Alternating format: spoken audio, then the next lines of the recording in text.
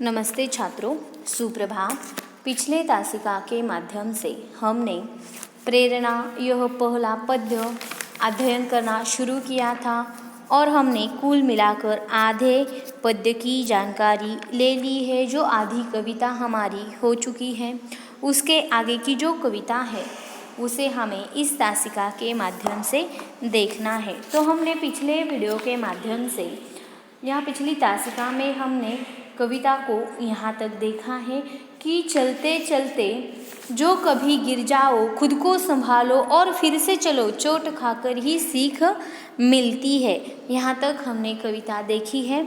उसके आगे की जो कविता है उसे हमें इस तासिका में देखना है। देखते हैं।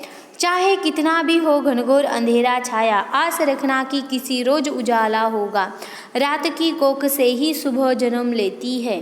देखो, यहाँ पर कहने का तात्पर्य इस तरह से है। कवि कहते हैं कि हे मनुष्य, अपने जीवन में विपत्तियों से घबराना नहीं। या विपत्तियाँ तुम्हारे राह में है, तुम्हारे राह में कठिनाइयाँ हैं, मुश्किलातें हैं, उन्हें घबराना नहीं है, उनका डटकर सामना करना है। उसे हमेशा यह बात याद रखनी है कि यह स्थिति हमेशा ऐसी नहीं रहेगी। किसी न किसी दिन क्या हो जाएगा कि अंधेरा हटेगा और उजाला अवश्य आएगा।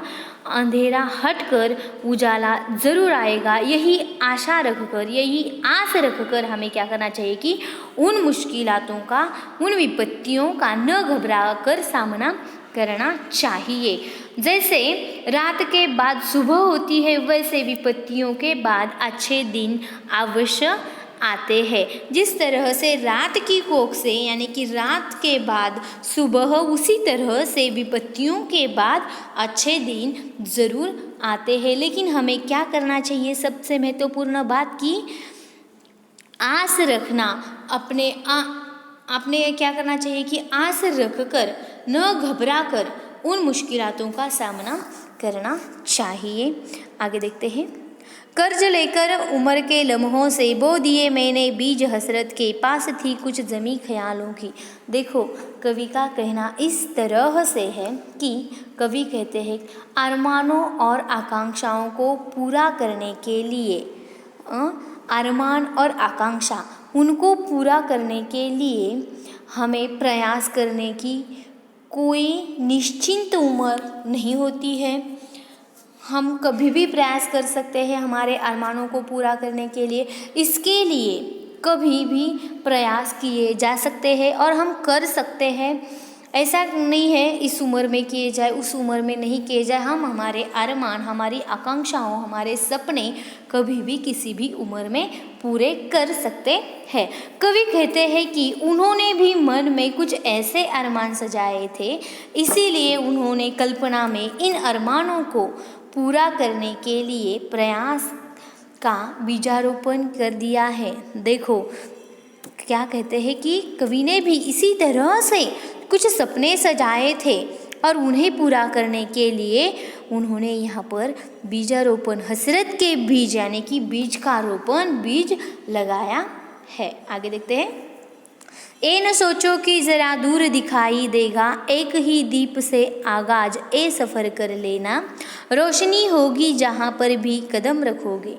देखो, यहाँ पर कहने का तात्पर्य इस तरह से है। कवि कहते हैं अधिक साधनों की उम्मीद से किसी काम की शुरुआत करने के लिए रुकना मत। देखो, यहाँ पर इन्होंने बहुत अच्छी बात कही है कि मेरे पास ए नहीं है, वो नहीं है, ऐसा हमें नहीं करना है। हमारे पास जितने साधन हैं, अगर कम साधन है तो ठीक, उसी में ही हम लेकिन काम की शुरुआत क्या करेंगे? आज से, अभी से करेंगे। यही कहने का तात्पर्य है। जितने भी साधन उपलब्ध है, उन्हीं साधनों से हमें, उतने साधन लेकर हमें क्या करनी है?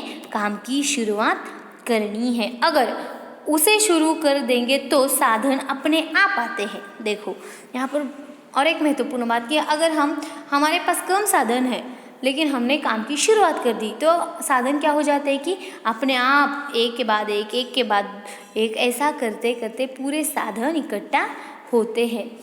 ऐसे ऐसे लोगों के लिए विकास का मार्ग प्रशस्त हो जाता है। देखो, जो व्यक्ति ऐसा करता है उसके लिए उसका विकास का मार्ग, आगे जाने की जो राह है वह उसे अपने आप से दिखाई देने लगती है। इसीलिए हमें, हमारे पास साधन कम है, एक ही है, इसका विचार मत करना। जितने साधन उपलब्ध है उसी में हमें क्या करना है कि काम की शुरुआत करना है। जैसे जैसे तुम काम करते जाओगे वैसे वैसे साधन बढ़ते ही जाएगी।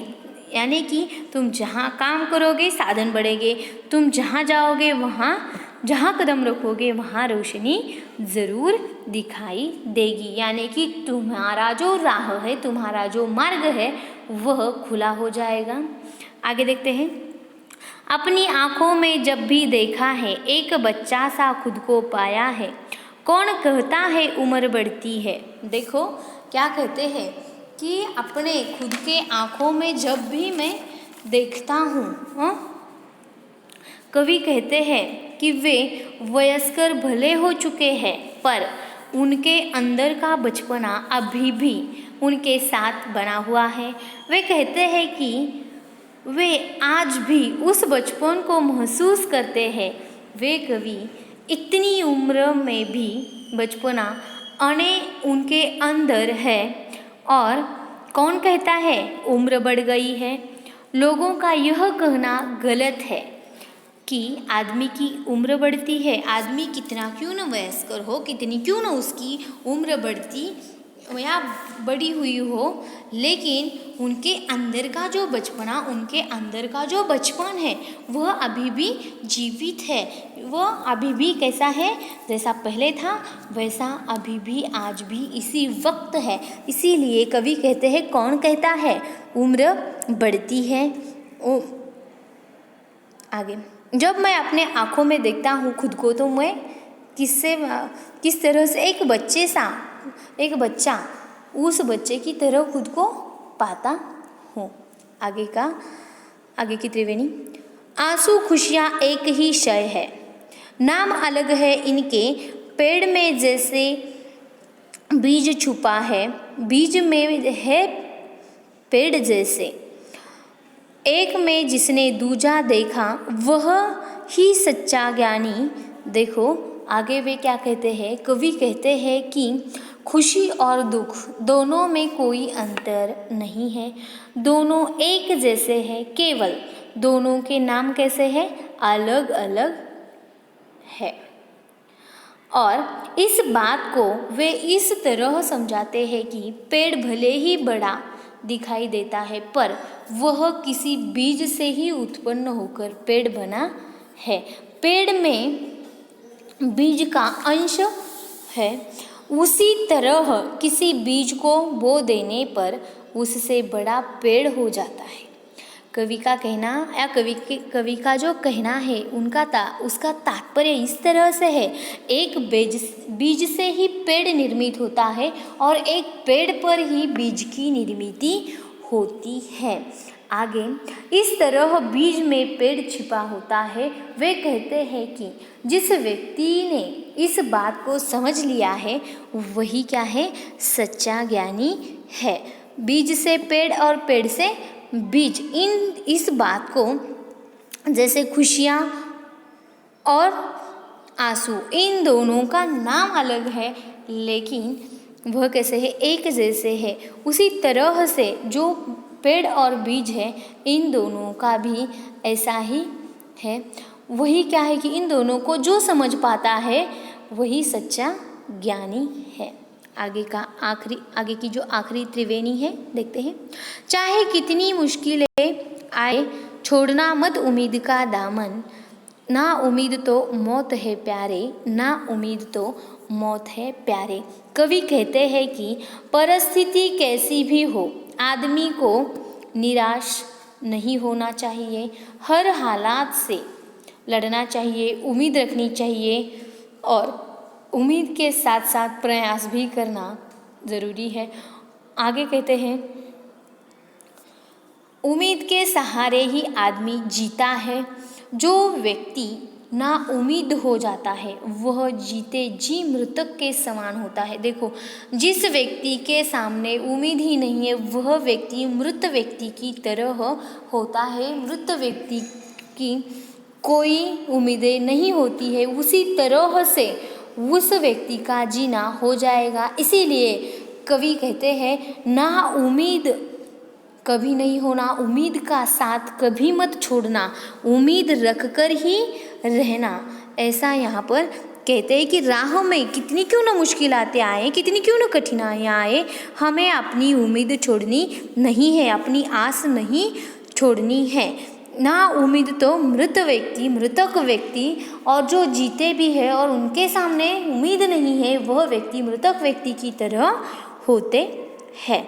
यह जो हमारी कविता है प्रेरणा, यह सास के सिक्के त्रिवेणी संग्रह से ली गई है और यहाँ पर हमारी कविता कुल मिलाकर समाप्त होती है। यहाँ पर हम रुकते हैं। धन्यवाद।